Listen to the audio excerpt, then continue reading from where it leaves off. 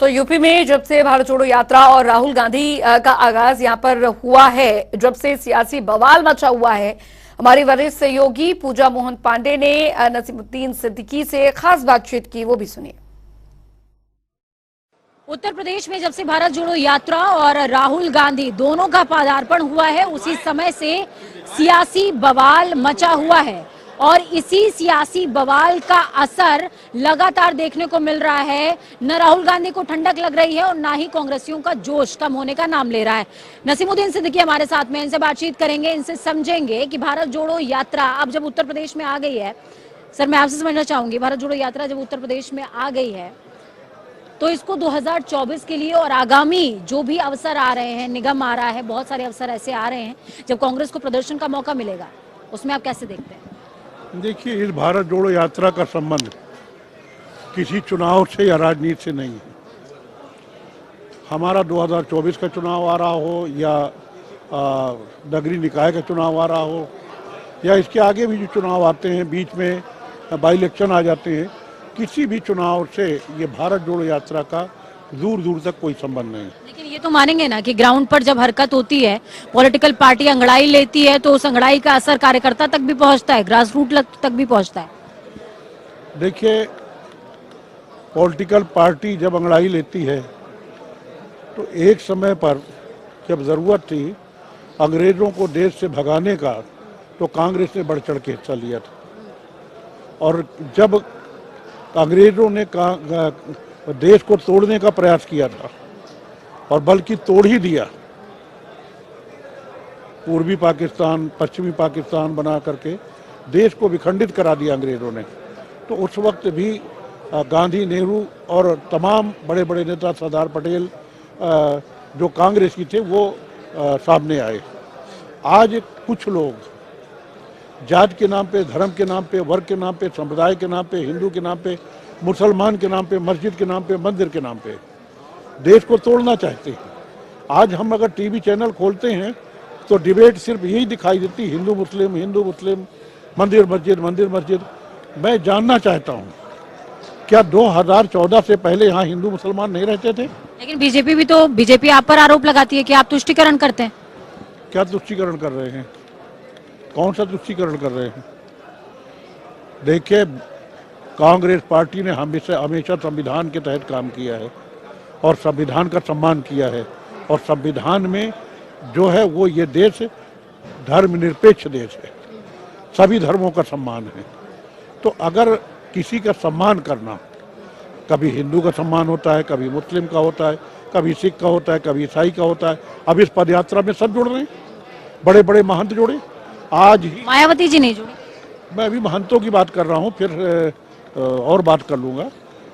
आज ही अयोध्या के महंत जी में नाम याद नहीं आ रहा है, सत्येंद्र दास जी ने कहा कि राहुल जी, आपको बधाई हो, आप बहुत नेक काम कर रहे हैं, आप देश को जोड़ने का काम कर रहे हैं। और कहा, ऐसा युवक जो कि 3800 किलोमीटर पैदल चल करके दरवाजे दरवाजे जा करके देश को जोड़ने का काम कर रहा है।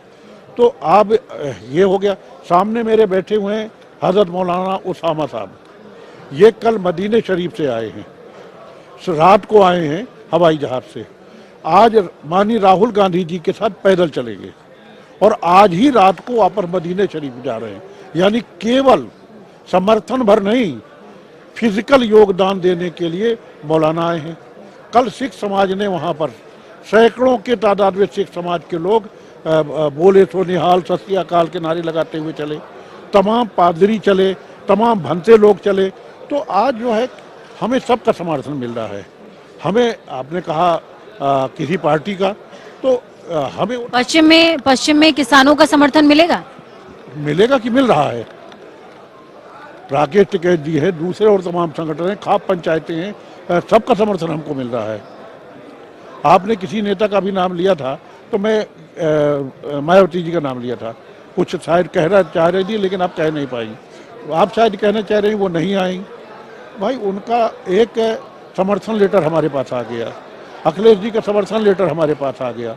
उन्होंने कहा ये अच्छा काम है, हम समर्थन करते हैं।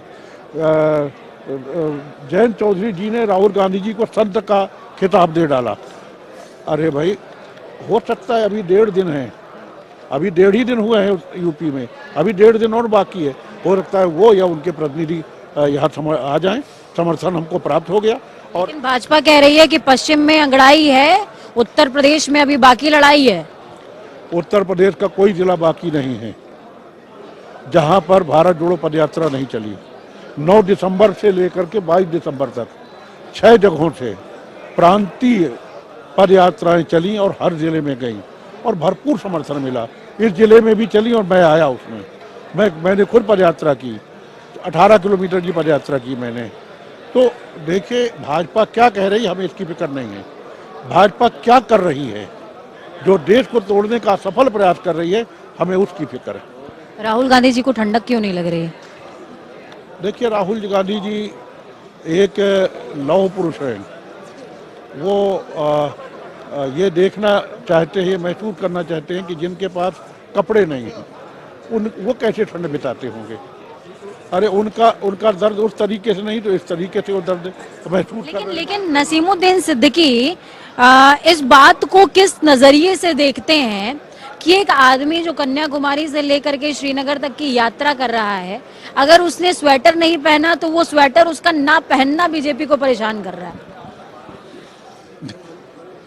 बीजेपी को हर अच्छा काम बुरा लगता है। स्वेटर ना पहनना अच्छा काम है? कमाल की बात है, ये हमारी कैपेसिटी की बात है। हम किसका नुकसान कर रहे हैं? स्वेटर ना पहन करके हम संदेश दे रहे हैं कि जिनके पास कपड़े नहीं है भाई हम तुम्हारे साथ हैं, ये संदेश दे रहे हैं हम। यही तो बीजेपी को बुरा लगता है। बीजेपी को बुरा लगता है हर वो काम जो जनता के समर्थन में किया जाए और हर वो भाव जो देश को एक करे, एक लेकर आए, एक सूत्र में बांधे। ये कहना नसीमुद्दीन सिद्दीकी का। हम लगातार आपको तमाम तस्वीरें, तमाम अपडेट्स दे रहे हैं भारत जोड़ो यात्रा की। हर उन लोगों से मिलाने की कोशिश कर रहे हैं जिनके अनुभव सीधे तौर पर भारत जोड़ो यात्रा से आकर के जुड़ गए हैं, मिल गए हैं, और क्या है इस यात्रा का तत्व वो बताने की भी हमारी कोशिश है। कैमरा पर्सन आकाश के साथ मैं पूजा मोहन पांडे, बड़ौर।